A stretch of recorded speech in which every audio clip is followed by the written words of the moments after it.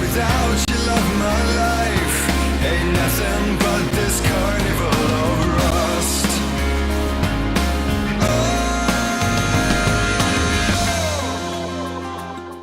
Hello fellow YouTubers, this is YouTube Moses here to give you my DVD review for Highlander.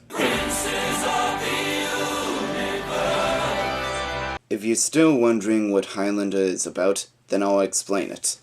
It's about an immortal man named Connor MacLeod who's been traveling through centuries trying to discover the world as it is, and finally decided to settle down in New York City owning an antique shop until the Kurgan, like Connor, is an immortal but is going around wiping out everyone else who is an immortal so that he will be the only one standing to try and achieve his ultimate goal, which is pretty much left unknown.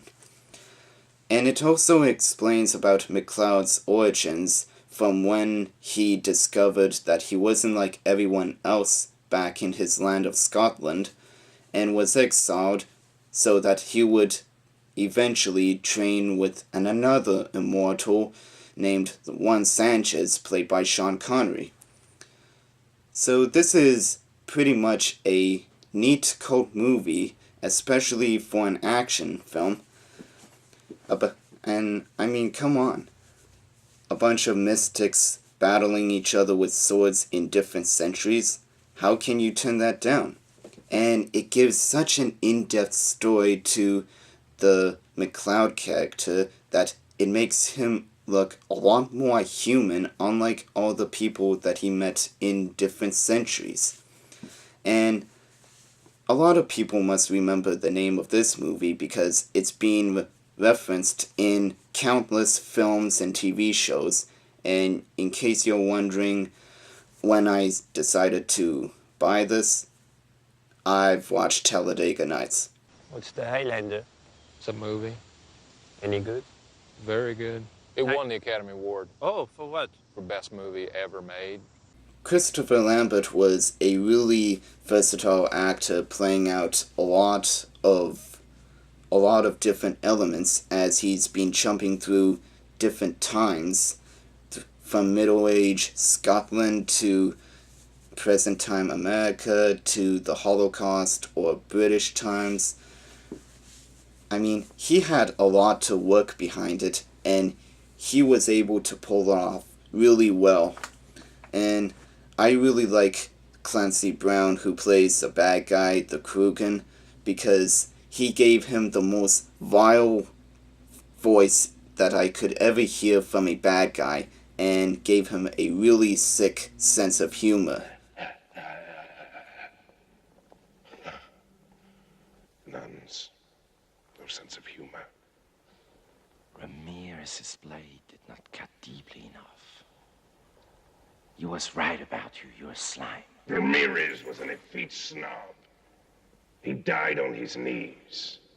I took his head and raped his woman before his blood was even cold.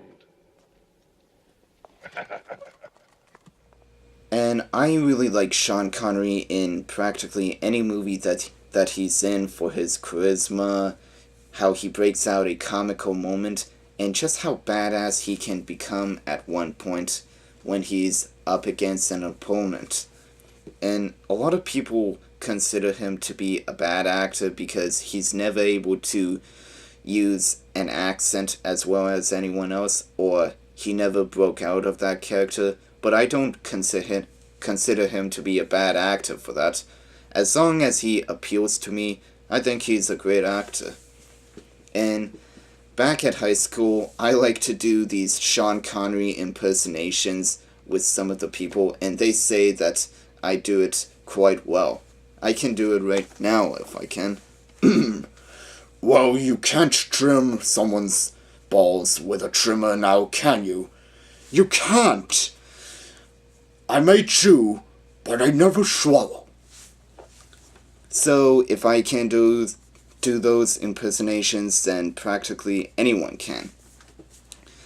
And I really like the subplot where Sanchez is training with MacLeod, and it follows to this story with his wife that he stayed with her until she died of old age, and I thought that was something that a lot of people would cry to because it was really touching as to how much McCloud loved his wife that he was with at the time, and if that isn't love, then I don't know what is. And the cinematography was fantastic in the movie, especially for an action flick, and I liked how many songs they were able to interpret it into the movie by Queen, and it still went along with what was going on. So overall, this is a really neat action movie that you ought to watch if you haven't yet, and it's just one of those movies that it's something original that they thought of at the time, because guns really are taboo to me, and there aren't many of these swashbuckling films left, and I do mean swordplay, by the way. And Highlander spawned like 2 sequels called The Quickening and The Sorcerer, which were as unnecessary as the Crow sequels. So, watch Highlander, but don't watch the sequels. Out of 5, I give it 4 out of 5 stars.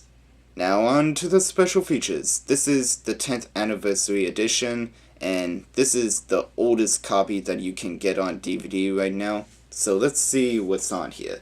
We have audio commentary by director Russell Mulcahy and producer Peter Davis and William Panzer.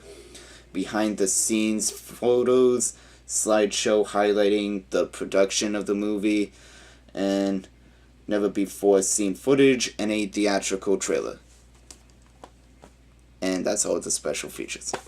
So that's all for my review. Rate, comment, and subscribe, and I'll be back later. Until then, this is Yuto Moses, signing out.